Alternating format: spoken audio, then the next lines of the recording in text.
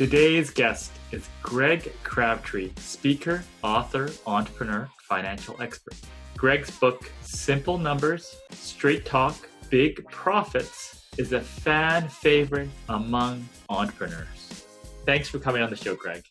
Yeah, I appreciate it. Thanks for having me. I've always felt like, we were in a much more unique position to really help entrepreneurs, improve their business in a lot of ways. Over the years, there's been this evolution of thought. And so, first I wanted to, do what we call ad hoc consulting. Mm-hmm. And then, you start studying some things, and you start to realize, there's people who are really successful, but they can't tell you why they're successful. And so instead of just doing projects for people, I just started studying. And the challenge in the hourly profession environment is you're not paid to study. And so I had to break through that mindset. And I would probably challenge all of our listeners in whatever endeavor that you're doing, you got to spend some time studying some things that you don't get paid for, because it's a great investment in the future things that you will get paid for.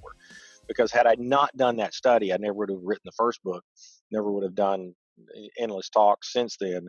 And then my new book is like ever so close to being, the draft is done. I'm about to send it to the layout artist, and then hopefully we'll get it to the printer here within a month and get that out, because a lot of things we'll talk about today are really the things that we've learned since the first book was released. But I think entrepreneurs a lot of times throw themselves off course by trying to mimic large public businesses and say, oh, I can do that. And it's like, well, there's a reason why they do that, and that may not apply to you. And I really think the vast majority of nimbleness and capability of entrepreneurism is really built in that idea of a privately held business, because we don't get driven by our stock price.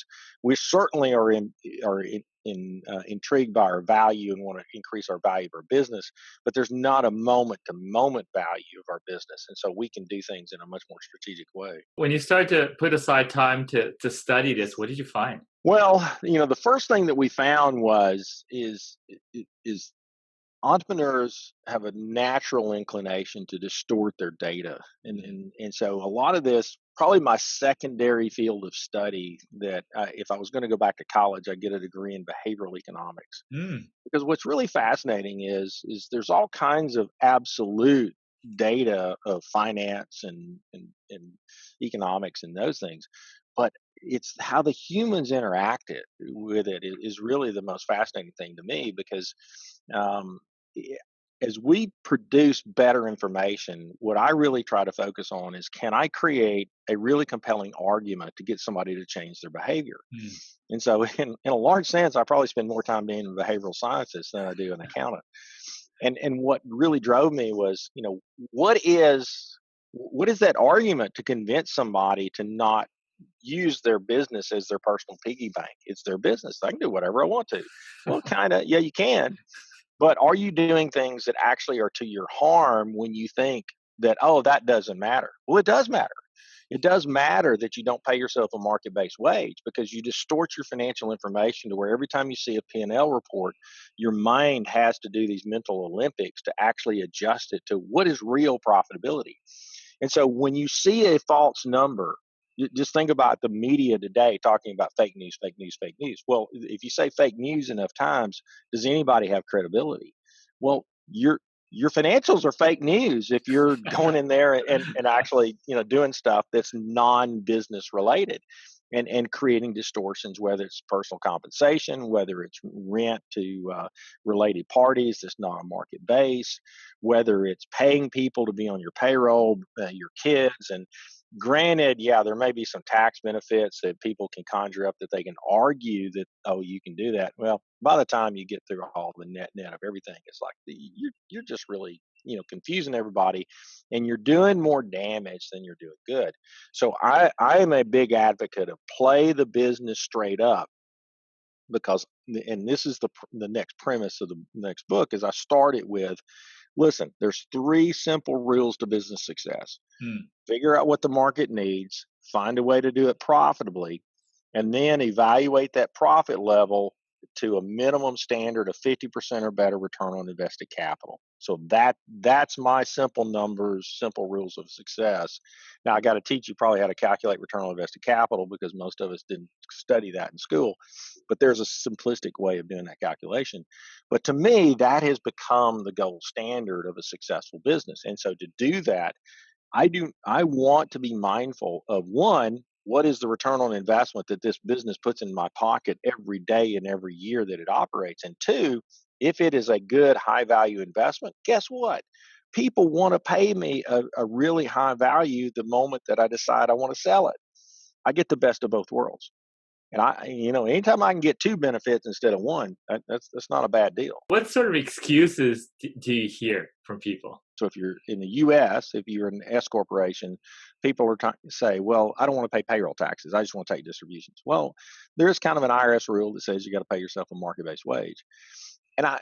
This is the great result of the behavior modification. Every 100% of the time, every client that we've gotten to start paying themselves a true market wage for what they do in the business, they not only have received a higher wage, but the business has become more profitable on top of it.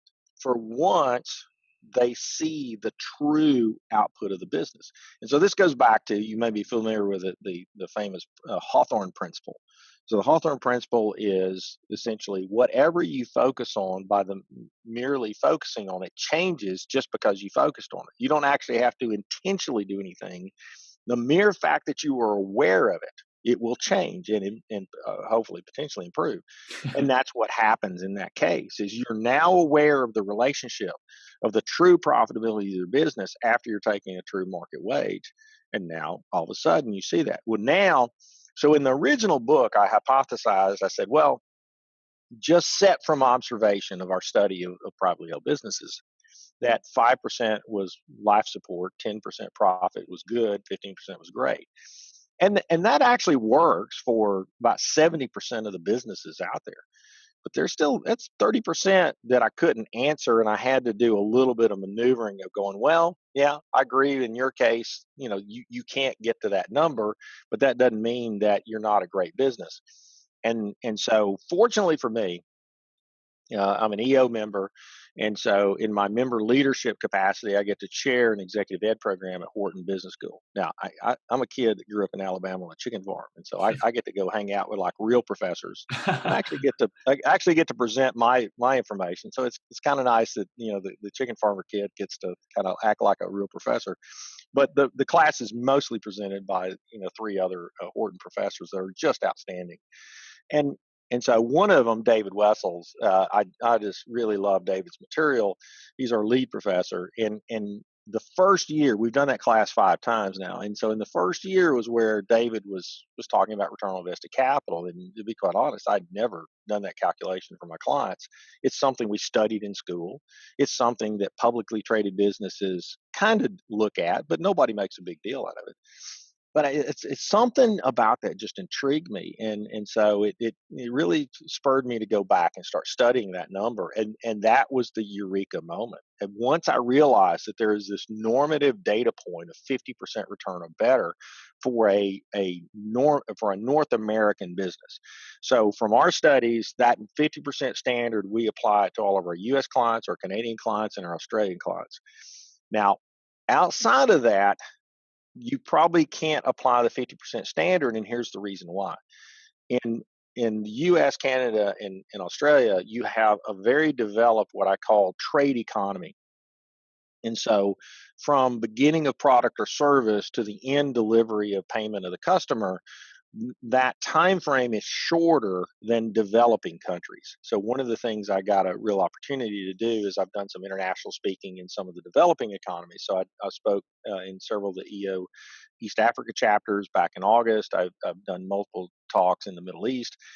And so as I was talking to all of those groups, I would say, well, what's your economy, doing? It says, it's a little depressed, and it's like, well, government spending's down and multinational spending's down.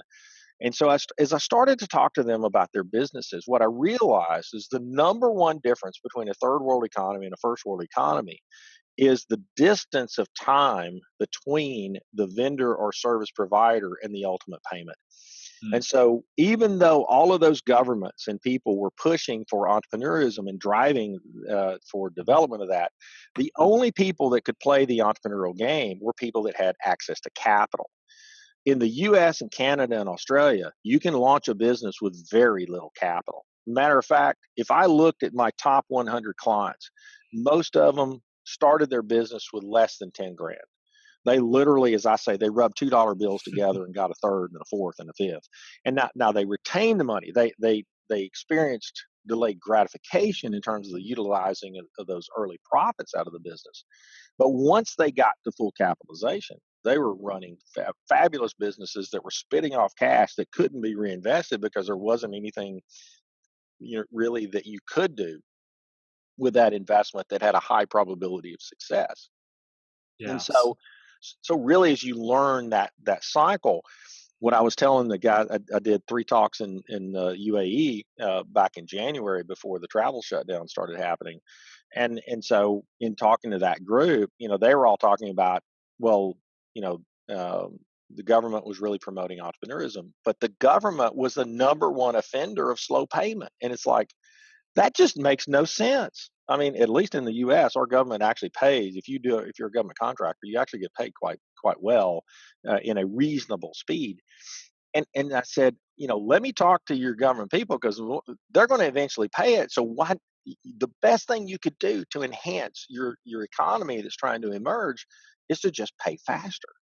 And granted, you got to do the appropriate evaluation of appropriate expenses and all those things. But that is the easiest thing. And so what we've experienced, I think, in the world of private business is the vast majority of our clients actually average 75 to 100% rate of return on their business. Now, how many people listening to this podcast would like to have 100% CD? Because that's exactly what a well-capitalized, properly profitable, targeted business is doing most of the time in the U.S. We've got some businesses in the managed service provider industry of doing IT services that those guys, when they run their model under our philosophy, they get above a 200% return on invested capital. Now Yes. that's pretty good. That's impressive. Now, the thing is once you're there, then you have to ask that secondary question. Well, if it's such a good return on investment, then how do I scale? And so this is really that thing that has been murky in people's minds. And we had a breakthrough, I think, in terms of looking at this. And this will be something I cover in the next book. As we look at a business's capital structure, we've taken the balance sheet, simplified it, and said, listen, if you can break the balance sheet down into 3 components. There's trade capital, which is traditional working capital, excluding cash and debt. So I just want to get down to the things that turn over. So we call that trade capital. Infrastructure capital, pretty simple. It's fixed assets minus accumulated depreciation minus the debt associated on that equipment or fixtures.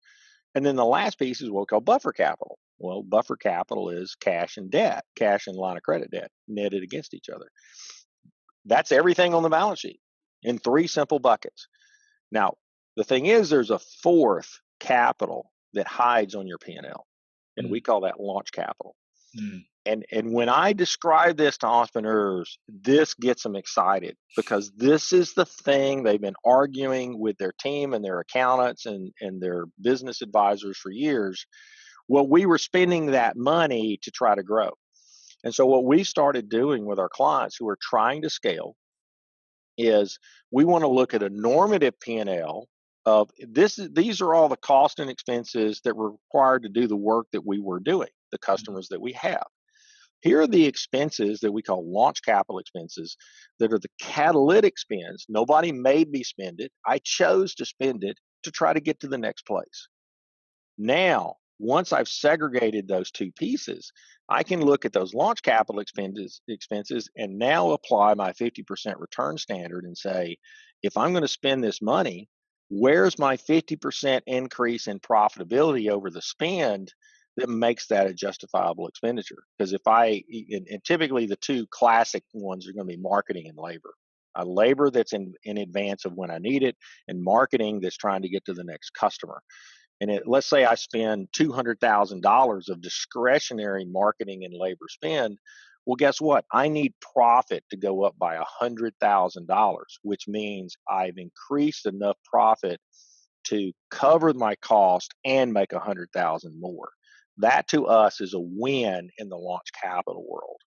And one of our clients was very gracious. He allowed me to use his business as a case study, Mm. and so we basically sequence in the book a 5 year sequencing of his business going from a $700,000 a year revenue business to a $10 million revenue business in 5 years. They were profitable the whole way, and increased marketing spend every year was their catalyst of pulling the business along in that process. But you No get to wonder. see how Yeah. that works. Yeah. When it was expanding out the business, how clear was it to your client on where that money should go, or was it kind of a trial and error sort Yeah. of methodology? And it's going to vary by business. In their case, they were fortunate for one key thing. Hmm. They didn't have to add. So when we talk about launch capital, I refer to it as the catalytic spend. Yeah. What was the thing that caused you to choose to spend it? And then other costs are going to change because you spent it, but only as activity occurred. And so in their case, they could backfill labor after they knew they got new Mm. business. So I didn't have to count the increase in labor in the catalytic spend, because if it didn't work, they didn't add anybody, in Mm. that case. Now, some cases, like I'm in a services business. It's not good if I go sell work that I don't have the person to do it. That's kind of bad. So my catalytic spend in many cases is really going to be more on the labor side of having that next billable resource that can do the work that comes in that we go market to, and try to get that work in. So I've got to do a little bit of I got to have marketing and labor as my two main catalytic spends, for our business. So, so those are things that I think as we started talking about those, it really, as I started, before I wrote the book, I was started sharing this in some of my talks, and I could really see people's eyes light up of going, yeah, yeah, that's what I've been saying all along. I just didn't have any way to show it. And, and we're still evolving in terms of ways to report it. There's a sample example that I adapted from a client situation of showing a business where we did what we call the extractive method, Yeah. where we're looking at a client's data and they're seeing profitability go down, but they're spending money trying to grow and expand their facilities. And I showed a process of where, and this actually happened on a 1 hour phone call with a client live in front of them, where I just extracted out the launch capital spends to show them the normative run rate of the business. Here's what your launch capital spend is, and now here's our new profit target of where we got to aim to justify the spend. And that's a pretty cool technique, when you can do that to give people that guidance, because one of my clients' favorite Gregisms that I always say is, a man who aims at nothing hits it with amazing accuracy. And so knowing a target, so this gets back to that Hawthorne principle, knowing Yeah. that target, you will fare better hitting that target if you actually know what it is and quantify it, versus, oh well, let's just try harder. Well, when has that worked?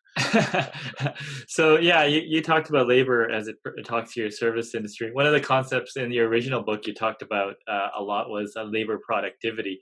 Can you Yeah. talk a bit about that? Oh yeah. Well, I mean that's really kind of our bread and butter in terms of analysis. So we believe the classic error in accounting presentation has been mixing labor with something that's not labor on your P&L. Because listen, labor is a variable output cost. It comes to work with an attitude every day. So it has good days, it has bad days. And if you don't have a mechanism to measure the output of labor is not a percentage of something. Labor is an output mechanism, and you've got two main outputs, possibly a third. But every business will generally, in our simple numbers P&L structure, will always use two. Of you got a direct labor piece, which we hold accountable to gross margin production, and then you got a management labor piece, which we hold accountable to contribution margin. So contribution margin is what most people would call gross profit. We don't really like the term gross profit because profit is a confusing word. We want to save any discussion of profit being the true bottom line of the business. So we've stacked the business model to say revenue minus COGS without labor is gross margin. Gross margin minus direct labor is contribution margin. So that's what we call the business engine. And that's really where 90% of your time and attention and focus should be. And then we look at management. All other labor that's not direct is management labor. Now, it may include some salespeople. So some of our clients will do a secondary extraction of labor efficiency of looking at salespeople. We'll take them out of the management labor piece and do a separate sales labor efficiency ratio. And so when I contributed the chapter to Vern Harnish's Scaling Up book, so chapter 13 is my chapter in there. So I show an example of separating out management labor and sales labor and looking at their efficiencies compared to direct labor. And so it is amazing. I mean, and it makes management teams squirm a bit, when we start measuring their effectiveness, because when we see management labor efficiency go down, we're going, hey guys, back here you used to be a 4, now you're 3.5. Here's how much if we're going to spend this money for management labor, here's the contribution margin we need to be hitting for you guys to be justified of being around, or otherwise we got to make a change. And what are some numbers for specific situations that you've come to as good numbers? Well, what's interesting is, so direct labor efficiency is all over the board. I mean, so I will give you the basic theory of Sure. direct labor efficiency. So think of it like this: the skinniest, worst labor efficiency is a generic staffing business. Because if you go to a staffing company, they're essentially being hired to find the person, run their payroll, and pay their minimum essential payroll taxes and benefits, and then replace them if you don't like them. So what the marketplace generally prices that out at is $1.35. So for every dollar you're paying that person, the staffing business generally is charging you $1.35. 10 cents of that's covering payroll taxes and minimum essential benefits. Mm-hmm. And then the other 25 cents per dollar of payroll being run is what you're compensating them to do the management function of recruiting and running payroll. Now, move that up in the sense that what we call body shop businesses. So government contracting is a good body shop business. A body shop business means I'm providing people. I'm basic management, but not moment-to-moment management. So I'm putting people on a contract and I'm running payroll and doing some contract administration. So those labor efficiency ratios are about $1.70 to $1.80. Mm-hmm. Once I start putting management and oversight of those people, direct labor efficiency starts to go to about a 2 to 2.25. As I get to subject matter expertise, I might get up to 2.5 in those regards. To get beyond those things, I've got to do a business model that is a blend of a product or service or technology enhanced labor to get to a 3 or a 4 or those kinds of things. So like in a landscaping business, if I'm doing irrigation, probably my direct labor efficiency ratio is going to be about a 3.5 to a 4. Now, one, I'm selling, there's a product that's kind of going in there with it, and then I've got labor associated with it. But I've also got a heavier burden of management. So the higher the direct labor efficiency ratio goes, the more responsibility management has to probably direct those people.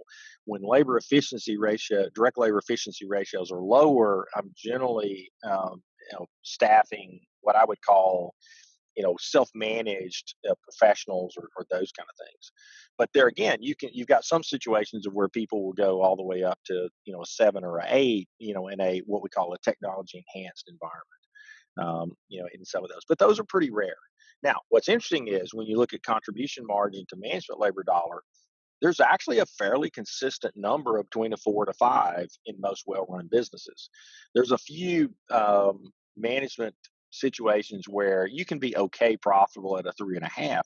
But I generally think those businesses are probably throwing too much management effort at something and not thinking about systems, processes, strategy, real efficient implementation. Our mindset is to throw labor at something to fix it when, that probably wasn't the answer, in that process. But we do see, especially once you get over 5 million of revenue, a pretty tight correlation in that 4 to 5 range.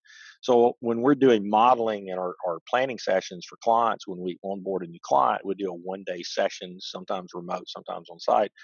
And we'll take their data and put it in our structure and break it down and then replay it to them.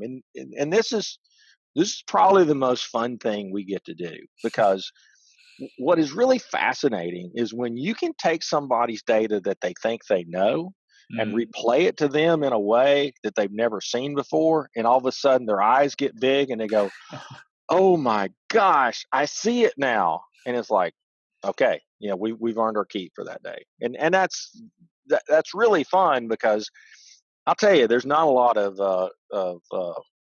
those moments producing a generic financial statement to support a loan request or something like that, and or doing a tax return, unless somebody's getting a big refund or something. But even that, you can get criticized for, why did you have me withhold so much? So really, I mean, it does put a totally different twist and it's probably the reason why I gravitated to doing this for my part. So it's nice to have other traditional accountants doing the parts that I don't want to do. Yeah. But It makes yeah, sense. Yeah. it is So pretty good. through your methodology, how well can you establish if someone is not doing their job, maybe on the management layer or something? Like, you look at it as a chunk, but how sort of detailed can you get?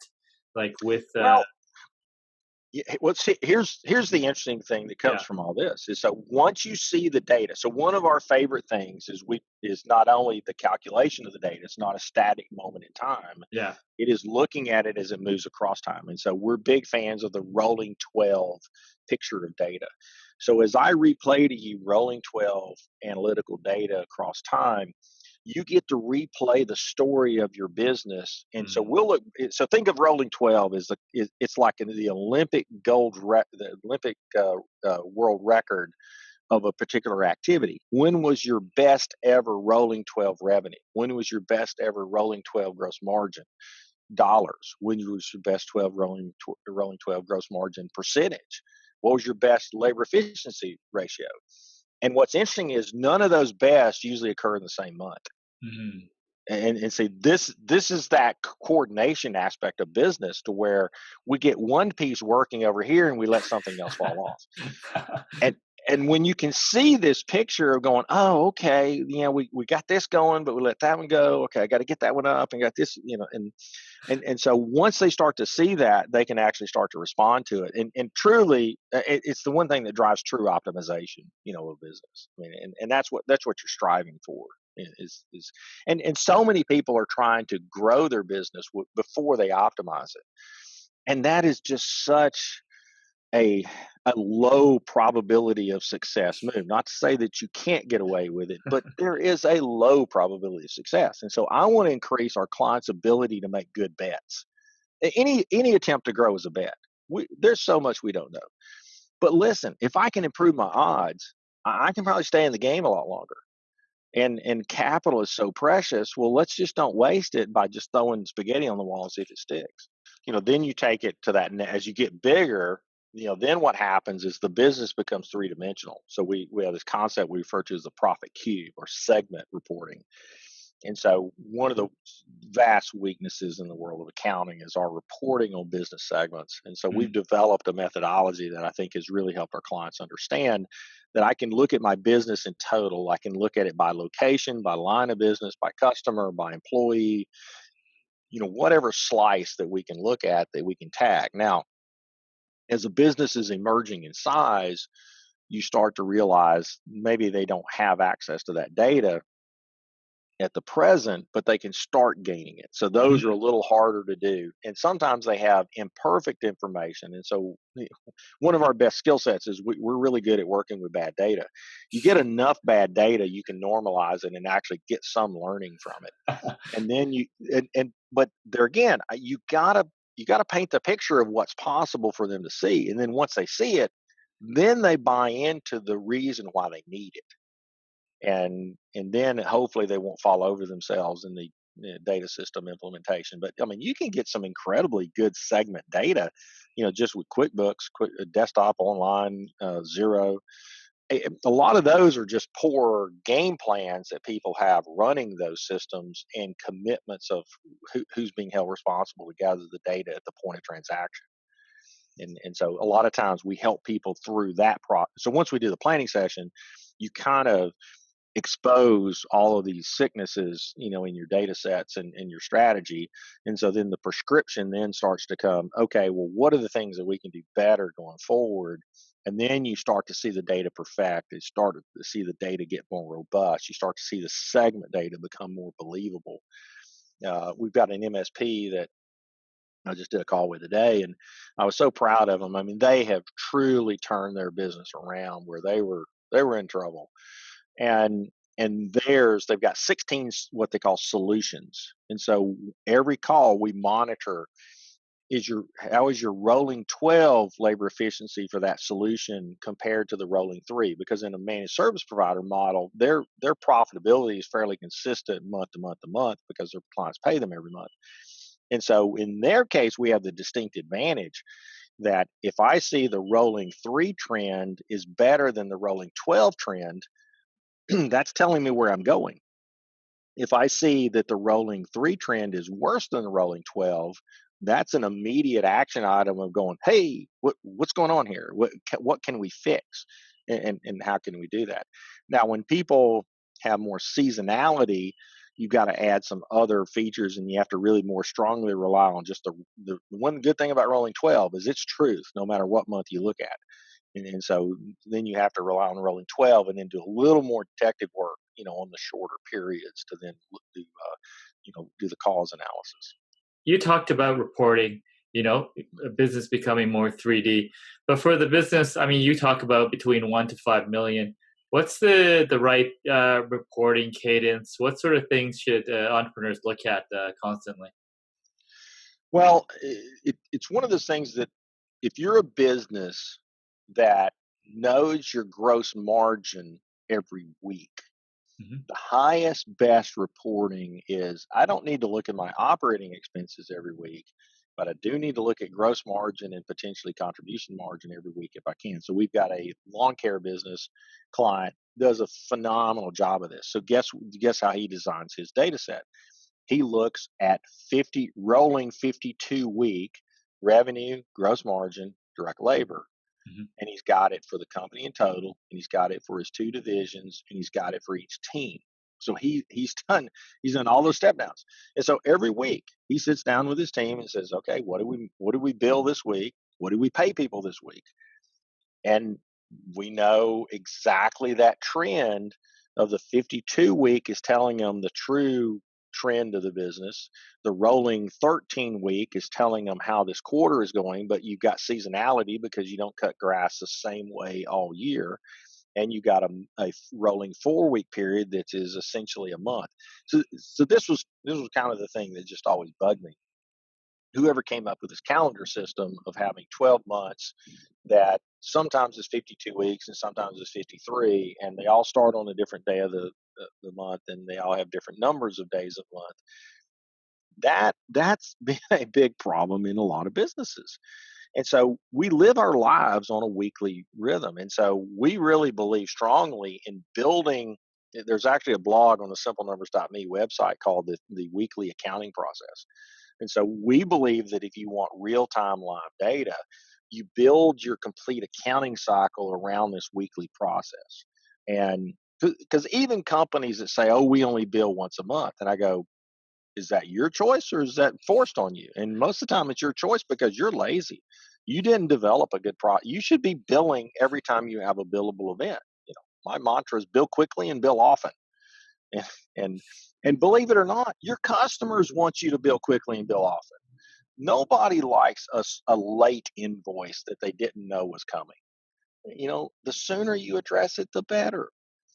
And it's like these are just classic errors that people make all the time in that process. And so if you commit to this weekly process, now granted, operating expenses, I mean, like I said, you're still rolling 12 for most people is going to be their key number. So you're gonna want to look at that. You should close your books no more than 5 days into the month. And really, I get my data the first day of the month. So we try to be a good example and do what we say. And So, so a lot of that is just backing up and designing the system. There's certain things that are keys in terms of reporting rhythm, though, is we I would highly recommend your listeners have somebody other than the owner of the business do this. I get a daily email telling me who paid us yesterday and what the cash balance was. I get a once a week, 2-week cash flow forecast. And that is golden. I'll tell you, probably the 2-week cash flow forecast. There's a template on the simplenumbers.me site, and I mentioned it in the book as well. It's a simple download template. I don't need the list of bills individually. I just need them in big groups. But the ability to think rolling consistently of what do I owe this week? What am I going to owe next week? I should have no surprises 2 weeks from now in my payment process. And if I do, something's broken. Who is not giving us insight of what we owe? And if you do that rolling 2 week, then just updating forecasting once a month is usually pretty adequate. Now, given the current times that we're in, this being the time of the COVID-19 crisis and those things, everybody's kind of started to buy into my mantra of weekly forecasting. And so, and I learned that I give credit to Jack Stack with Great Game of Business and Springfield Remanufacturing of learning that technique. And now more than ever, you better be forecasting weekly to know where you stand. Yeah. I mean, is there any sort of tweaks between service companies and manufacturing or product companies with the type of numbers you look at or ratios?